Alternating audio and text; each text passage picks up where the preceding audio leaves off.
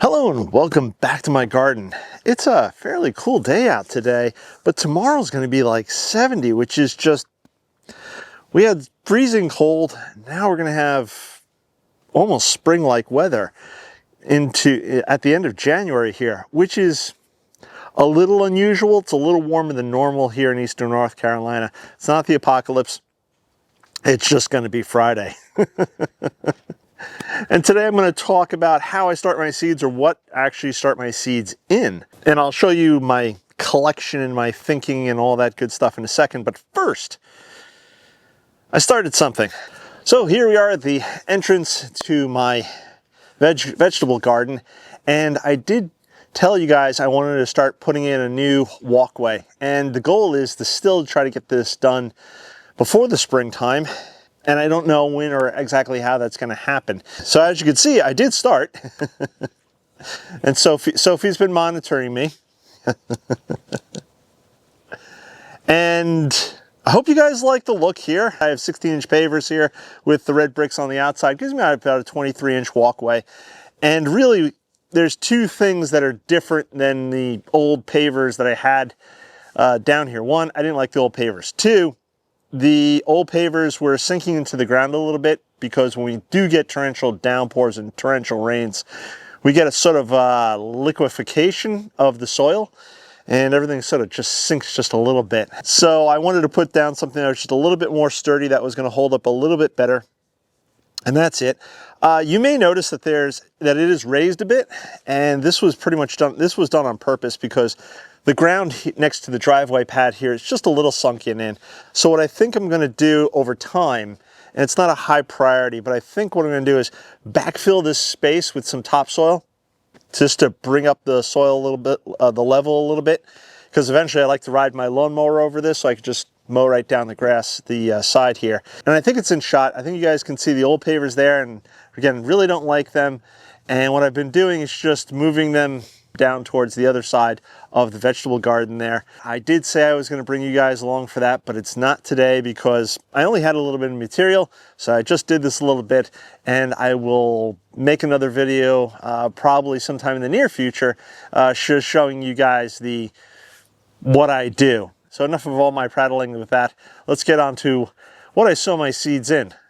Many of you experienced gardeners, the way you start your seeds every year may have evolved over time, and you may do basically the same thing I do, and again, I'll talk about what I do here in a second. But if you're a newbie gardener, if you're just getting started gardening, or if you're thinking about getting started gardening, you don't have to go out and buy all sorts of things. There are a ton of materials on the markets, 8 billion different types of seed trays and seed starting trays and seed set and cell trays, and honestly, you don't need to do any of that. If you Google how to start seeds cheap at home, you'll find things like people making pots out of newspaper, or using toilet paper rolls, or you can use a old Chinese food container. You could take a yogurt container perhaps and just pop a drain hole on the bottom. It's always important to have drainage, but you can pop some drain holes on the bottom and fill it with your growing medium, and then put your seeds in that. You don't have to go out and buy a rack with a grow light and a heating mat. If you have a sunny windowsill, you can put your seeds on a sunny windowsill to grow in an egg carton container. And if there's a heater below it, all the better, because that heat just comes up, warms everything up, sun comes in, boom, you're off to the races. You don't have to go out and buy anything. You can if you want. If you totally want, go ahead. But I'm also prattling at this point again. I tend to do that. All right, so what do I have, and what do I start my seeds off in? When I started growing my seeds, because I didn't know what I was doing, and I'm an idiot, I went out and bought a lot of those 10-20 trays that you see. And what a 10-20 tray is, I think a 10-20 tray is, I think it's roughly 10 inches by 20 inches.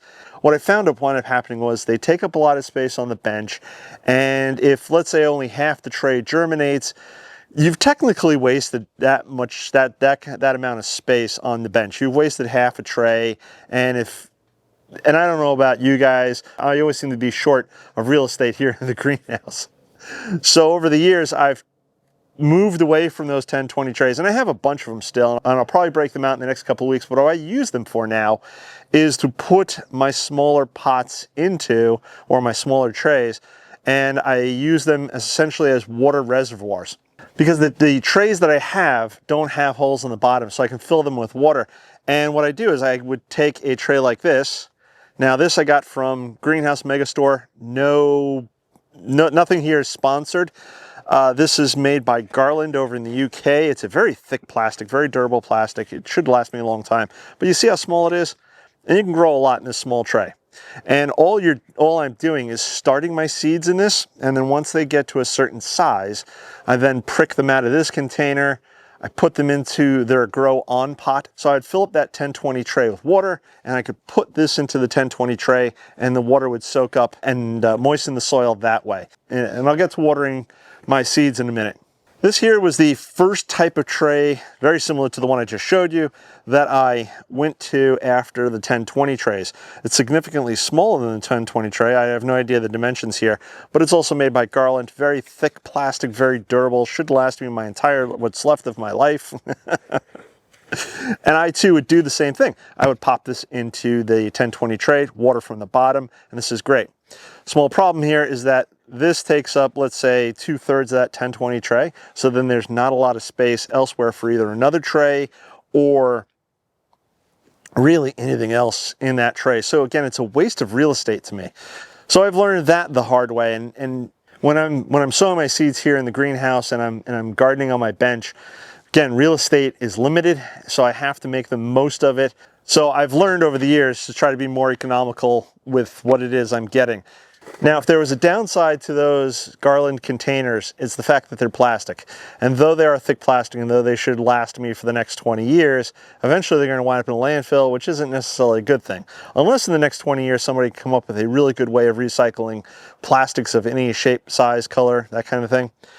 But that's a whole nother tangent. Anyways, a few years back, I ran across this over on Gardener Supply. As you can see, we have all these cells here, and it's about 2 inches deep, and I don't know, let's say it's about 8 inches across and then about 1 foot deep. So it's a pretty good sized tray. And probably the best thing about this is it's galvanized metal.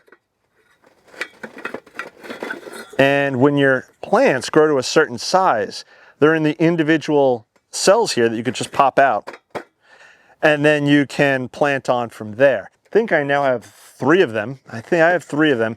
And Gardener Supply a few years back released a new variety which has a water absorbing mat or a wicking mat so that you can then fill up a little bit of water on the bottom and it'll water from the bottom up.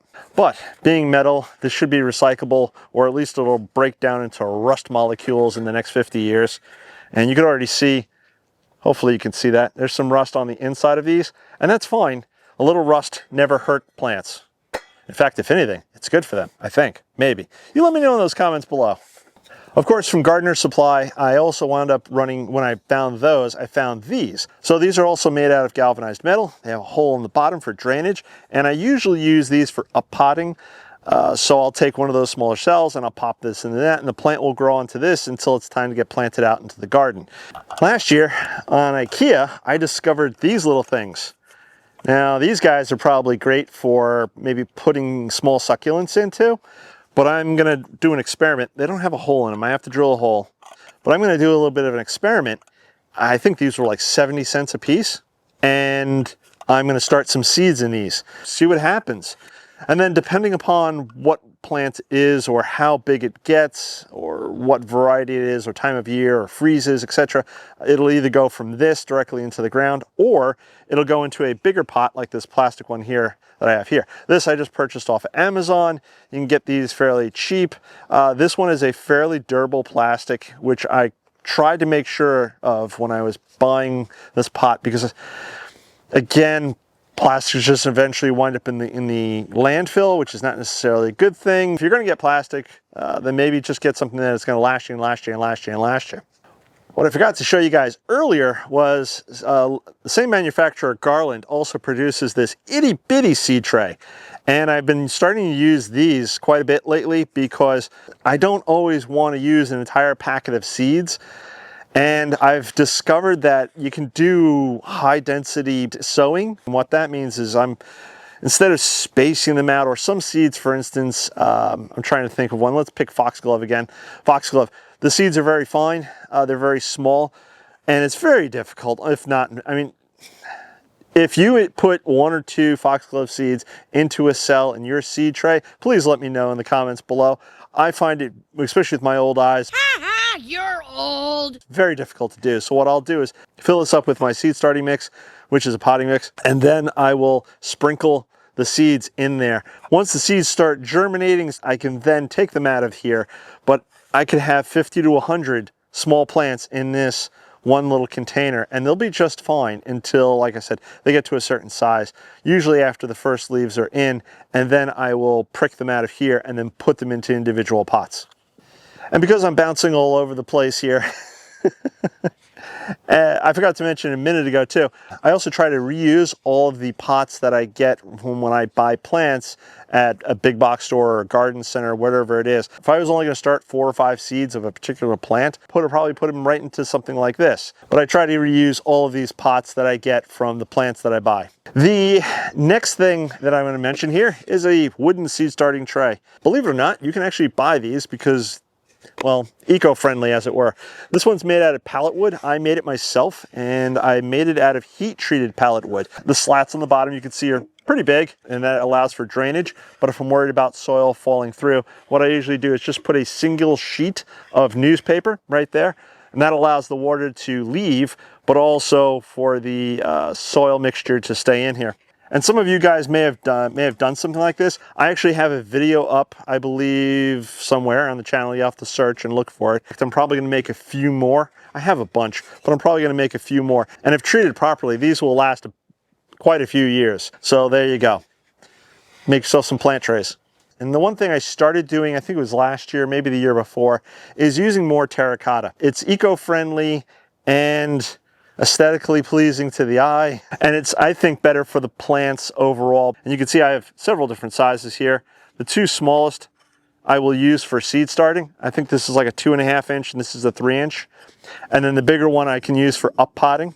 So as my plastic pots fail, I will be replacing them over time with more terracotta, and I'll be using less and less plastic. But those 10-20 trays are failing. I'm looking for alternatives to those trays, and one of them I stumbled across by accident. I was looking on Instagram, and I can't remember, I think it was Darren Lakin, there's a number after it. If I remember, I'll put him up over here. He has a lot of terracotta pots sitting inside various metal trays. Put that on my bench, put all of my stuff in there, my terracotta pots, those garland trays, anything that I really want bottom watered. And I mean, a metal tray should last you virtually forever. So that's gonna be my eventual goal. I did last year, during the Black Friday sale, I did pick up a couple of trays from Kevin over at Epic Gardening. So this is the tray right here. And you can see it's probably about 1 inch deep.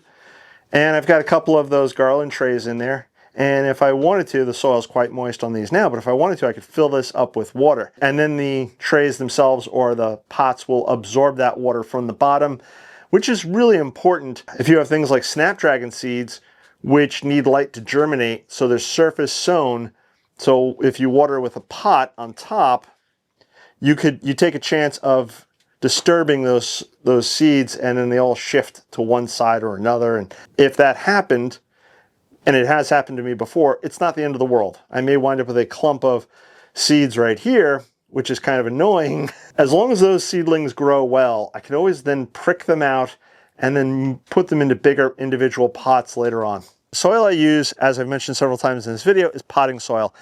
The potting soil I use is from a local vendor here called Daddy Pete's, and it's got pine bark in it, it's got compost in it, it's got bat guano in it, it's got composted cow manure, and probably a couple other things that I forgot to mention. I think there's some seaweed in there.